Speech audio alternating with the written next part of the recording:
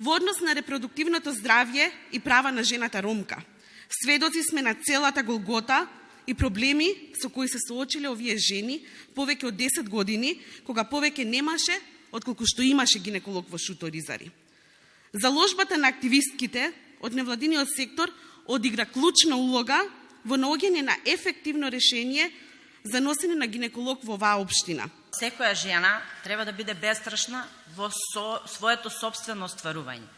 Остварување како жена, како мајка, како сопруга и како еден еднаков член на целото општество. Споделувам знаење за убавиот ни прекрасен македонски јазик.